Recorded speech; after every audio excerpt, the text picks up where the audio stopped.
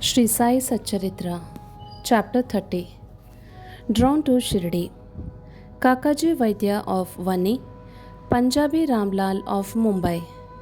In this chapter, the story of two more devotees who were drawn to Shirdi is narrated.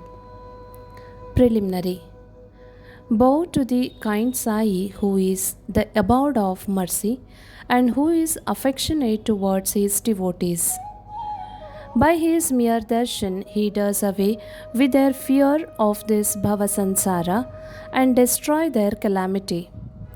He was first nirgun, formless, but on account of the devotion of his bhaktas, he was obliged to take a form. To give liberation, self realization to the bhaktas is a mission of the saints. And for Sai, the chief of them, that mission is inevitable. Those who take refuge in his feet have all their sins destroyed, and their progress is certain.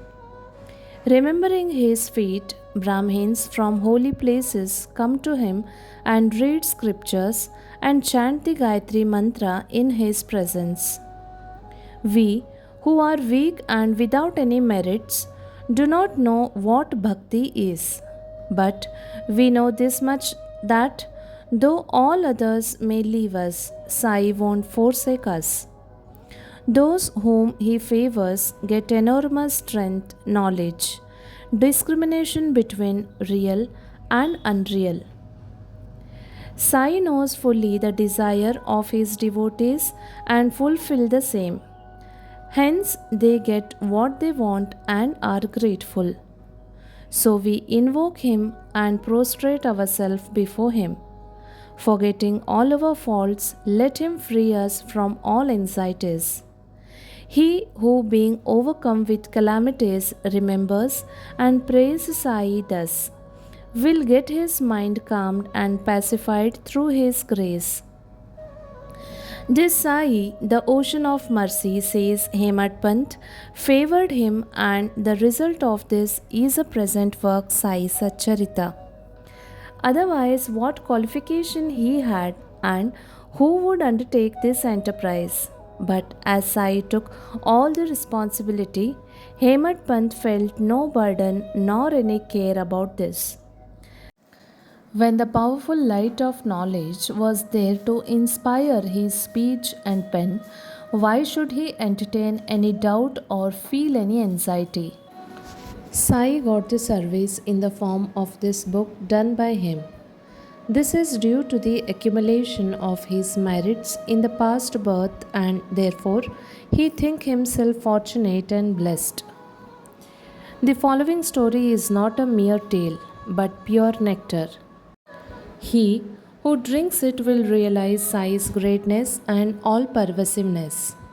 Those who want to argue and criticize should not go in for these stories. What is wanted here is not discussion, but unlimited love and devotion. Learned, devout, and faithful believers, or those who consider themselves as servants of the saints, will like and appreciate these stories. Others will take them to be fables. The fortunate bhaktas of Sai will find the Sai Leelas as Kalpataru, wish fulfilling tree.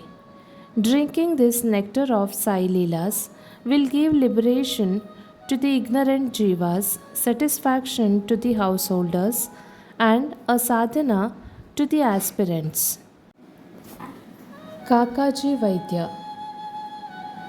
There lived in Vani, Nasik district, a man named Kakaji Vaidya. He was the priest of the goddess Saptashringi there. He was so much overwhelmed with adverse circumstances and calamities that he lost peace of mind and became quite restless. Under such circumstances, one evening he went into the temple of goddess and prayed to her from the bottom of his heart and invoked her aid to free him from anxiety. The goddess was pleased with his devotion, and the same night appeared in his dream and said to him that, "You go to the Baba and then your mind will become calm and composed.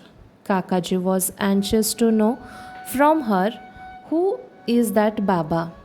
But before he could get any explanation, he was awakened. Then he began to think as to who might be that Baba, to whom the goddess has asked him to go. After some thinking, he resolved that this Baba might be Triambakeshwar, Lord Shiva. So he went to the holy place Triambak in Nasik district and stayed there for 10 days. During this period, he bathed early in the morning, chanted Rudra, did the Abhishekam, pouring fresh water over the pindi, and did other religious rites. But with all that, he was as restless as before. Then he returned to his place and again invoked the goddess most pitifully. That night she again appeared in his dream and said, "Why did you go to Triambakeshwar in vain? I mean by Baba Shri Sai Samarth of Shirdi." The question before Kakaji now was how and when to go to Shirdi and how to see Baba. If anybody in real earnest to see the saint, not only the saint but God also fulfills his wish. In fact, the Sant, that is saint, and the Anant, that is God, are one and the same. There is no any least difference between them. If anybody thinks that he will go himself and see the saint, that will be a mere boast. Unless the saint wills it, no one is able to go and see him. Even the leaf of the tree won't move without his bidding. The more anxious a bhakta is for the saint's visit, the more devout and faithful he is, the more speedily and effectively is his wish satisfied to his heart's content. He who invites anybody for visit also arranges everything for his reception, and so it happened with Kakaji. Shama's vows. When Kakaji was thinking his visit to Shirdi, a guest came to him at his place to take him to Shirdi. He was none other than Shama, a very close and intimate devotee of Baba. How he came to Vani at this juncture, we shall see here. Shama was severely ill when he was very young, and his mother had taken vow to her family goddess Saptashringi at Vani that if the son got well, she would bring and dedicate him at her feet. Then, after some years, the mother herself suffered much from ringworms at her breasts. At this time, she again took another vow to her deity, and if she got all right, she would offer her 2 silver breasts.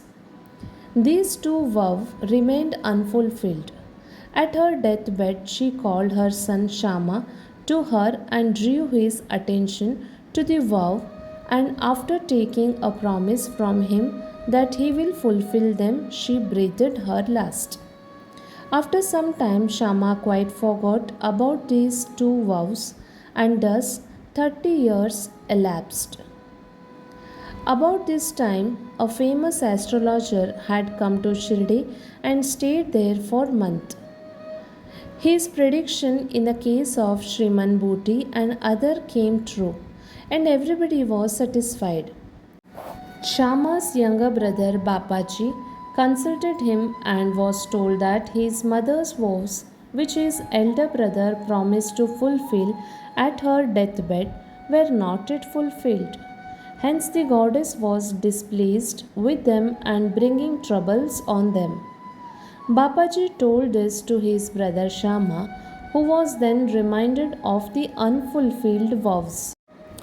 Thinking that any further delay would be dangerous, he called a goldsmith and got a pair of silver breasts prepared. Then he went to the masjid, prostrated himself before Baba, and placing before him the 2 silver breasts, requested him to accept them and free them from the vows, as he was to him his Saptashringi goddess. Then Baba insisted upon him to go himself to the temple of Saptashringi and offer them in person at the feet of goddess. Then after taking Baba's permission and Udi, he left for Vani and searching for the priest came to Kakaji's house.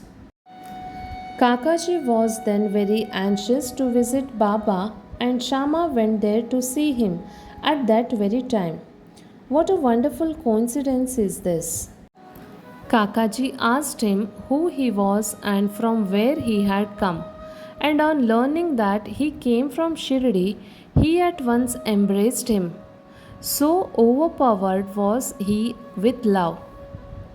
Then they talked about Sai Leelas, and after finishing the rites of Shama's vows, they both started for Shirdi. On reaching the place, Kakaji went to the masjid and fell at Baba's feet. His eyes were soon bedewed with tears, and his mind attained calmness. According to the vision of the goddess, no sooner did he see Baba that his mind lost all his restlessness and it became calm and composed. Kakaji began to think in his mind, what a wonderful power is this! Baba spoke nothing. There were no question and answer, no benediction pronounced. The mere darshan itself was so conducive to happiness. The restlessness of my mind disappeared by his mere darshan. Consciousness of joy came upon me. This is what is called the greatness of darshan. His vision was fixed on Sai's feet and he could utter no word. Hearing Baba's Leelas, his joy knew no bounds. He surrendered himself completely to Baba, forgot his anxiety and cares, and got undiluted happiness. He lived happily there for 12 days and after taking Baba's leave, Udi and blessings, returned to home. Kushal Chand of Rahata. It is said that a dream which we get in the small hours of the morning generally comes true in the waking state. This may be so, but regarding Baba's dream, there is no restriction of time. To quote an instance, Baba told Kaka Sahib Dikshit one afternoon to go to Rahata and fetch Kushal Chand to Shirdi, as he had not seen him since long. Kaka Sahib accordingly took a tonga and went to Rahata. He saw Kushal Chand and gave him Baba's message. Hearing it, Kushal Chand was surprised and said that he was taking a noon nap after meals when Baba appeared in his dream and asked him to come to Shirdi immediately and that he was anxious to go. As he had no horse of his own nearby, he had sent his son to inform Baba. When his son was just out of the village border, Dikshit's tanga turned up. Dikshit then said that he was sent specially to bring him. Then they both went in a tonga back to Shirdi. Kushal Chand saw Baba and all were pleased. Seeing this Leela of Baba, Kushal Chand was much moved. Punjabi Ramlal of Mumbai. Once a Punjabi Brahmin of Mumbai named Ramlal got a dream in which Baba appeared and asked him to come to Shirdi. Baba appeared to him as a Mahant saint, but he did not know his whereabouts. He thought that he should go and see him, but as he did not know his address, he did not know what to do. But he who calls anybody for an interview makes the necessary arrangement for the same. The same happened in this case. The same afternoon, when he was strolling in the street, he saw a picture of Baba in a shop. The features of Mahant he saw in a dream exactly tallied with those of the picture. Then, making enquiries, he came to know that the picture was of Sai Baba of Shirdi. He then went soon to the Shirdi and stayed there till his death. In this way, Baba brought his devotees to Shirdi for darshan and satisfied their wants, material as well as spiritual. Bow to Shri Sai, peace to be all. Shri Sai Pranam.